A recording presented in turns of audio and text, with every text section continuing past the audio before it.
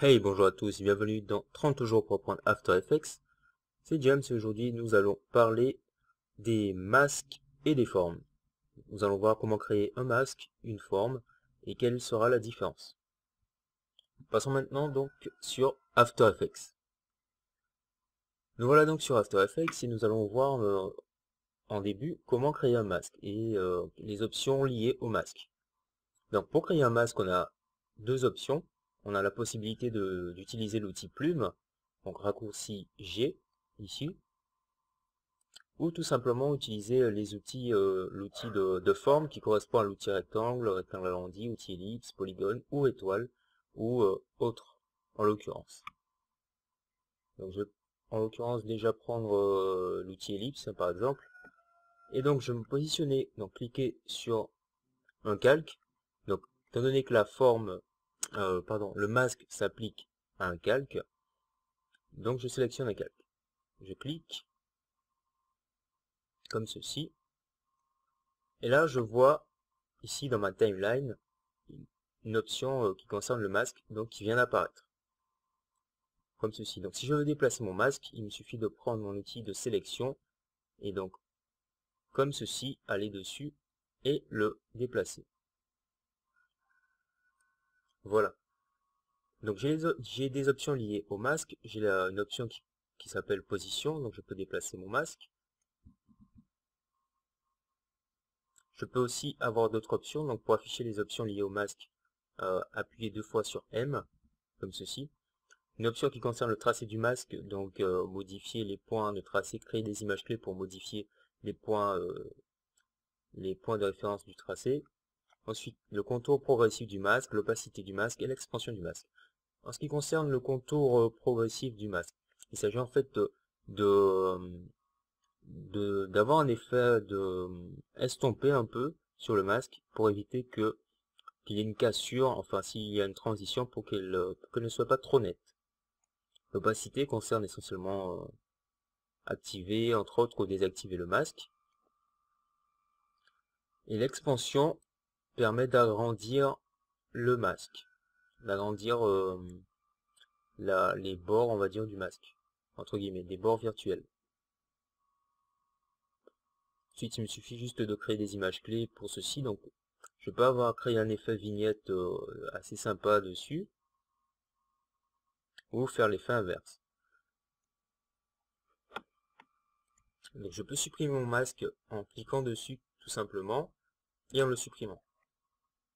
Si je prends la plume par exemple, je peux créer un masque, donc la plume elle est utilisée comme sous Photoshop ou d'autres logiciels utilisant la plume.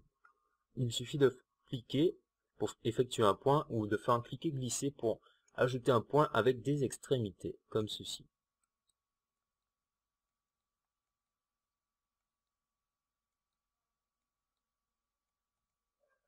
Voilà. Et donc j'ai mon masque qui est créé. Donc on a les mêmes options que l'on retrouve. Et ici, donc une option aussi que l'on retrouve lorsqu'on fait un masque de cette façon avec les formes, on a la possibilité de changer le mode. Donc on a le mode addition qui nous permet en fait d'afficher uniquement ce que l'on a sélectionné, ou le mode de soustraction qui a l'effet inverse, entre autres. Donc on peut cliquer aussi sur inverser. Voilà, c'est à peu près, donc si on est sur addition, ça nous donne le résultat de soustraction, et si on est sur soustraction, le résultat que l'on a sous addition. Ensuite, on a d'autres options qui concernent l'intersection et autres. Donc c'est ça concerne le fait, si on ajoute plusieurs masques, donc les masques peuvent se superposer, et etc. Voilà. Voyons maintenant les formes. Donc pour créer une forme, je peux utiliser la plume ou utiliser les formes qui sont ici. Donc la forme ne va pas s'appliquer à un calque. Il s'agit en fait d'un solide, entre guillemets. Je vais par exemple faire un polygone. Donc si je fais un polygone comme ceci, donc j'ai des options ici qui me permettent de changer la couleur du solide, ensuite de lui ajouter un contour éventuellement, et d'augmenter la taille du contour plus ou moins.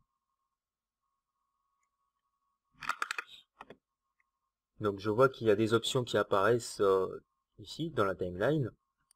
Je vais notamment aller sur polyétoile, donc tracer polyétoile, et je peux modifier le nombre de points.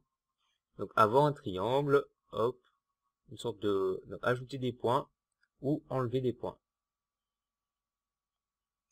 Voilà. Ensuite, je peux modifier la position, la rotation, créer des images clés pour tout ça, modifier le rayon, ou arrondir les bords pour réaliser des formes peu bizarres, tout simplement. Donc en gros, on peut en déduire que les formes servent à effectuer des animations. Donc les formes, ce sont des vecteurs également. Elles nous servent à faire des animations ou à faire d'autres choses.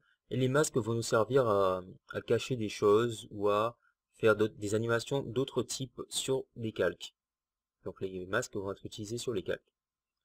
Cet épisode touche maintenant à sa fin.